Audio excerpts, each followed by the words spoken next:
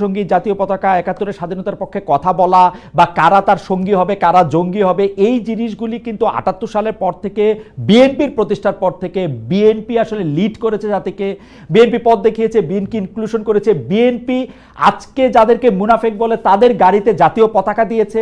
BNP politically তাদের দীর্ঘদিনের পরীক্ষিত রাজনৈতিক নেতাদের বঞ্চিত করে জামাত নেতাদের হাতে ধানের শীষ তুলে দিয়েছে, জোট করে যা করার না তাও করেছে। এখন হঠাৎ করে জামাত এত খারাপ হয়ে গেল, আমি জনাব ইশরাকের সাথে একদম একমত। যদি আজকে সিনারিওতে আওয়ামী লীগ থাকতো, ওর যদি জামাতকে লাগতো, তখন কিন্তু জামাত এত খারাপ হইতো না। বিএনপির এই রাজনীতিটাকে আপনি অনেক স্বার্থবাদী, মানে আপনি আপনাদের এই রাজনীতিটাকে অনেক স্বার্থবাদিতার রাজনীতি আপনি মনে করেন কিনা? দেখুন, বিএনপি ভোটের রাজনীতি করে, আওয়ামী লীগও ভোটের রাজনীতি করে। বাংলাদেশে এই ভোটের রাজনীতিতে, বাংলাদেশে নয় মানে সারা বিশ্বব্যাপী ভোটের রাজনীতিতে জোট একটা খুবই কমন একটা ফেনোমেনা, এবং সেই জোট গঠন আওয়ামী লীগও যেমন এক সময়ে জামাতের সঙ্গে যুগপৎ আন্দোলন করেছে, বিএনপিও সেভাবে জামাতের সঙ্গে ২০০১ সালে গিয়ে জোট করেছে।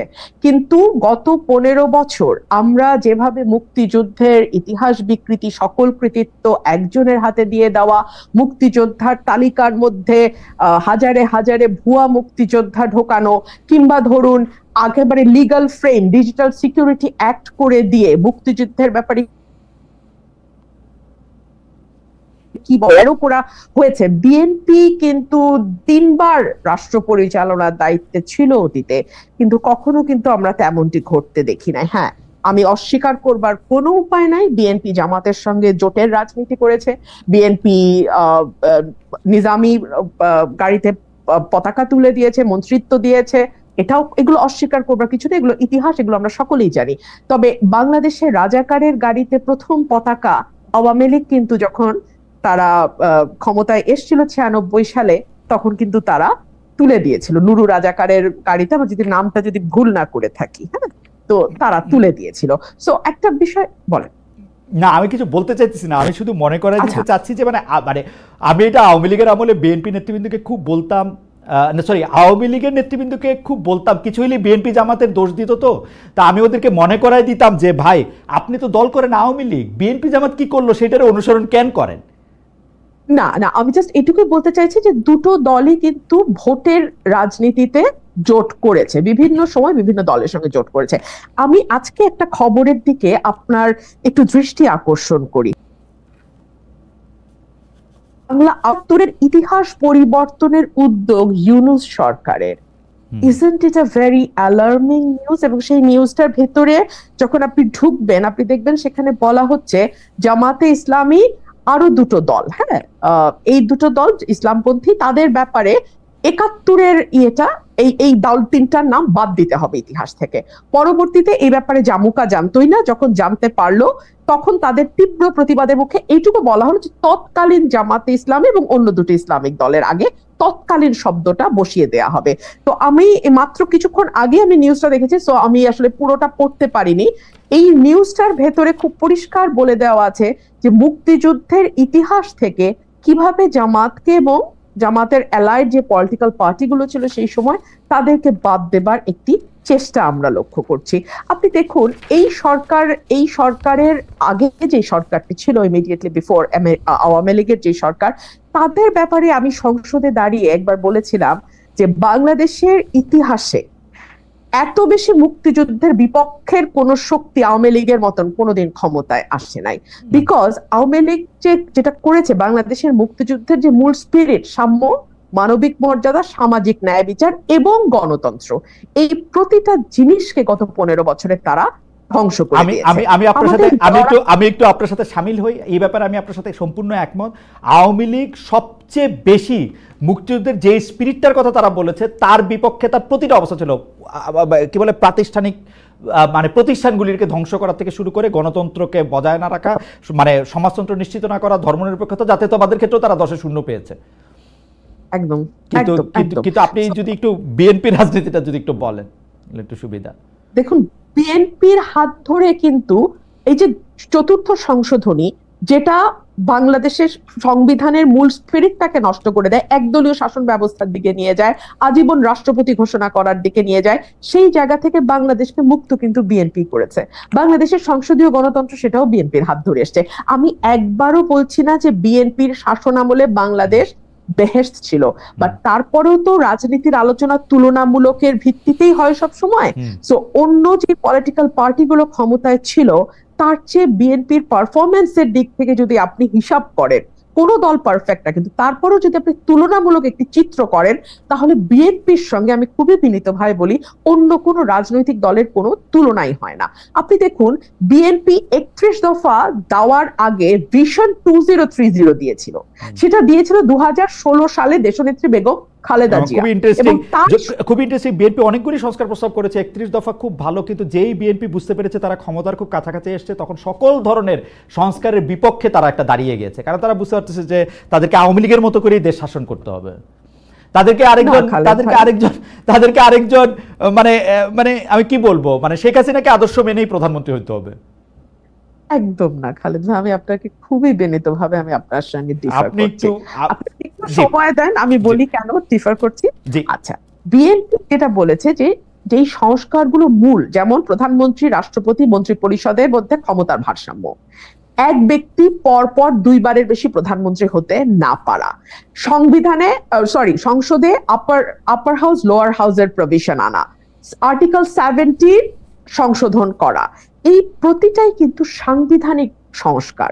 এবং সাংবিধানিক সংস্কার আর্টিকেল 142 অনুযায়ী একটা নির্বাচিত সংসদ ছাড়া, যেই সংসদে 2/3 মেজরিটির ভোট লাগবে, মানে টু থার্ড সংসদ সদস্যের ভোট লাগবে সংবিধানে কোনো পরিবর্তন বা সংস্কার আনতে।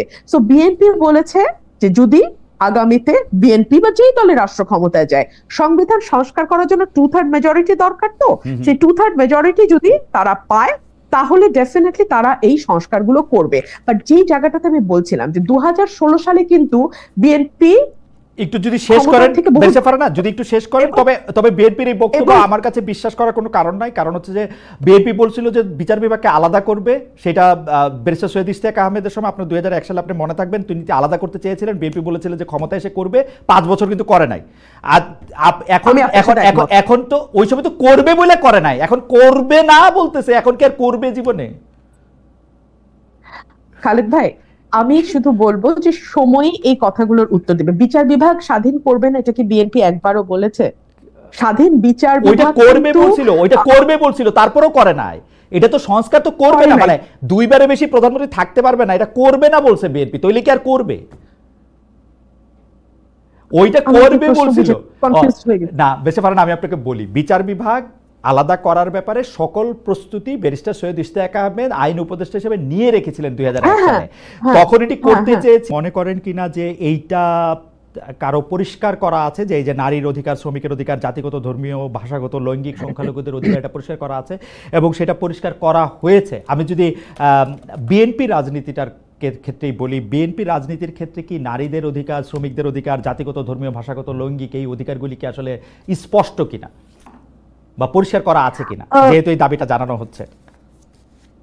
খালেদ ভাই, আপনাকে অসংখ্য ধন্যবাদ। আমাদের দলের যেই রাজনীতি, মধ্যপন্থা বা সেন্ট্রিস্ট পলিটিক্স, সেখানে আমরা বেসিক কিছু প্রিন্সিপালের উপর বিশ্বাস করি। সেই বেসিক প্রিন্সিপালের মধ্যে আছে নাগরিক অধিকার, নারী পুরুষের সমান অধিকার, আছে শ্রমিকের অধিকার, আছে অন্যান্য যেই ক্ষুদ্র জাতিগোষ্ঠী তাদের অধিকার। এবং আমি যদি একজন আইনজীবী হিসেবে বাংলাদেশের কনস্টিটিউশনটা ধরি, আপনি দেখবেন কনস্টিটিউশনে এই সকল ক্ষেত্রে, যেই ক্ষেত্রগুলো নিয়ে আমরা এখন কথা বলছি, আলাদাভাবে বলে দেয়া আছে যে তাদের ব্যাপারে পজিটিভ ডিসক্রিমিনেশন হয় এরকম আইনও তৈরি করা যাবে। অর্থাৎ সমাজে পিছিয়ে পড়া যে জনগোষ্ঠী, তার মধ্যে আনফরচুনেটলি সংখ্যার দিক থেকে না হলেও সমাজের নানান নিয়ম কানুন, সামাজিক নানান রীতিনীতির কারণে এবং political atmosphere, definitely, because nothing is outside politics, everything is political. So সেই জায়গা থেকে দেখতে গেলে রাজনৈতিক, সামাজিক এবং আমাদের যেই মানে দেশের যেই কালচার, সেইখান থেকে দেখতে গেলে নারীও পিছিয়ে পড়া জনগোষ্ঠীর একটা অংশ। সো আমাদের জন্য এবং না, খুব ভালো বলছেন। আচ্ছা, আমি অন্যভাবে প্রশ্নটা করি। সেটা হচ্ছে যে আপনার সঙ্গে কি আপনার জনাব নাহিদের, জনাব মাহফুজের, জনাব আসিফের দেখা হয়? জি, আসলে তারা যখন তাদের যে সরকারি কাজ সেই কাজে যান তখন অবশ্যই তারা সরকারের বা এই অন্তর্বর্তীকালীন সরকারের একজন সদস্য বিভিন্ন জায়গা থেকে, কিন্তু সেই দায়িত্ব পালন শেষে আমরা প্রত্যেক দিন না হোক, একদিন পর পর হোক বা নির্দিষ্ট দিন পরে পরে হোক, আমরা যখন আবার তারা তাদের জায়গা থেকে, তারা যে ছাত্র প্রতিনিধি ছিল সেই জায়গায় ফিরে আসে এবং আমরা আবার আমাদের পূর্বের যে জায়গাটি সেই জায়গাটি গিয়ে একসাথে নিজেদের আত্মসমালোচনা বলি বা নিজেদের কোন কাজগুলো করা উচিত ছিল, কোন জায়গায় আমাদের আরো কাজ করা উচিত, কোন জায়গায় ভুল হচ্ছে, সেগুলো নিয়ে আমরা প্রায় আলোচনায় বসি, কথা বলি। আপনি নিজেকে কি সরকারের অংশ মনে করেন? মানে আর ইউ না, কখনোই না। না, আপনি সরকারের অংশ না। আপনি সরকারের অংশ না।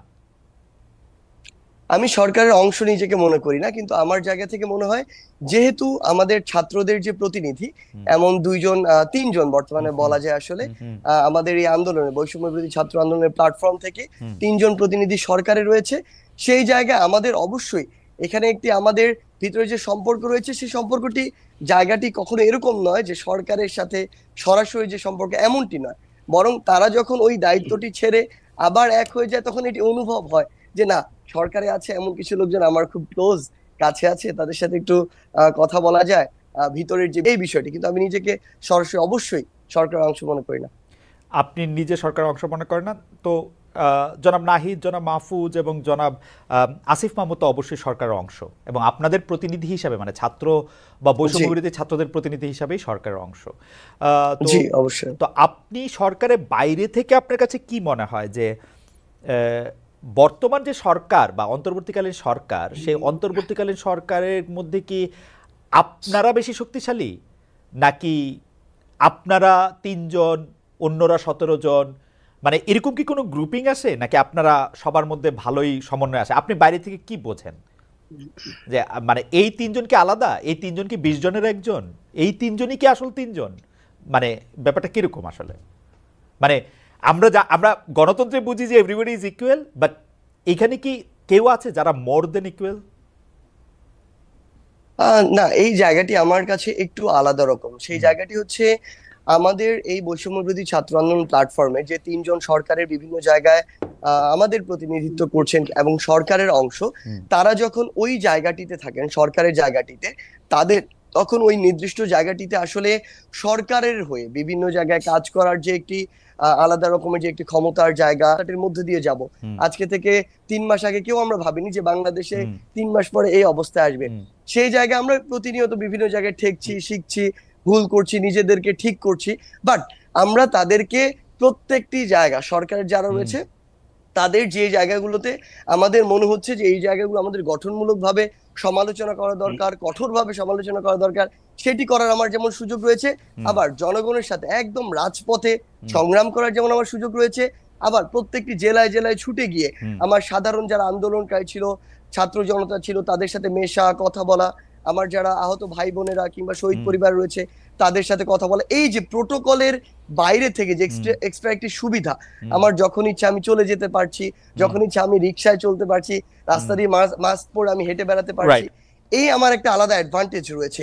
মানে অর্থাৎ এই জায়গাটিতে আমার মনে হয় যে তাদের যেমন ডিসিশন মেকিং এ সরাসরি একটি প্রভাবের জায়গা রয়েছে, কিন্তু আমি আমার জায়গা থেকে বা আমরা যারা রয়েছি সরকারে, আমরা যারা নেই, আমাদের একটি আলাদা কমফোর্টের জায়গা রয়েছে। একই সাথে আমরা বাংলাদেশের এই একটি রাষ্ট্রপতি ইস্যুতে আমরা দেখলাম যে আমরা বিভিন্ন রাজনৈতিক দলের সাথে যেমন কথা বলছি। আমি আসছি এটার ব্যাপারে। আপনার এইটাতে আপনি বলছিলেন যে নাহিদ বা মাহফুজ বা আসিফকে অনেক চিন্তা ভাবনা করে কথা বলতে হচ্ছে। চিন্তা ভাবনাটা কি আপনি বা হাসনাত একটু কমই করতেছেন নাকি ইদানিং, নাকি মানে আচ্ছা, আমি আপনার অ্যাঙ্গেলটা বুঝতে পেরেছি। আসলে আমরা চিন্তা ভাবনা কম করছি এটা আমরা মনে করি না, বরং আমি আমার জায়গা থেকে বা হাসনাতের জায়গা থেকে আমি সামগ্রিক ভাবেই বলি। আসলে আমি প্রথমে আপনাকে একটা কথা বলে নিয়েছি, 3 মাস আগে আমরা যে জীবনে এই পর্যায়ে থাকবো এটা আমরা কখনো কল্পনা করিনি, এবং সবগুলোই আমাদের জীবনে নতুন নতুন অভিজ্ঞতা। ওকে, ইভেন আমরা ওই যে আমরা 4 তারিখে আমরা যখন ঘোষণা দেই যে 6 তারিখে আমাদের লং মার্চ টু ঢাকা হবে, রাইট, তখনই আমাদের ইনস্ট্যান্ট আবার আমাদের ডিসিশন বিভিন্ন পার্সপেক্টিভ চিন্তা করে প্রায় 30 মিনিটের একটা ডিবেটের পরে আমরা ডিসিশনে আসি যে না, পরশু নয়, আগামীকালই long march to Dhaka. So এরকম বিভিন্ন জায়গায় আমরা বিভিন্ন সময় আসলে যেটা হয়েছে যে প্রথম অভিজ্ঞতার মধ্যে দিয়ে যখন গিয়েছি তখন সেই জায়গাগুলোতে ঠেকেছি, বাট আমাদের যখন আবার সামগ্রিক একটি আলোচনার মধ্যে দিয়ে মনে হয়েছে যে না, এই জায়গায় আমাদের এইভাবে কাজ করা দরকার। সত্যি কথা বলতে আমাদের বিবেককে আমরা কোন একটা নির্দিষ্ট জায়গায় একদম কনক্রিট করে রাখি না এবং রাখতেও চাই না। আমরা মনে করি যে কেউ যদি আমাদেরকে এমন কোন একটা পরামর্শ দেয় বা আমাদের নতুন একটা ইনসাইট দেয় যেটা আমাদের মনে গ্রেটার পার্সপেক্টিভে বেটার, তখন আমরা ওটা গ্রহণ করার যে মানসিকতা সেটি রাখি। সেক্ষেত্রে কিছু ভুল হচ্ছে, কিন্তু সবসময় সংশোধন করার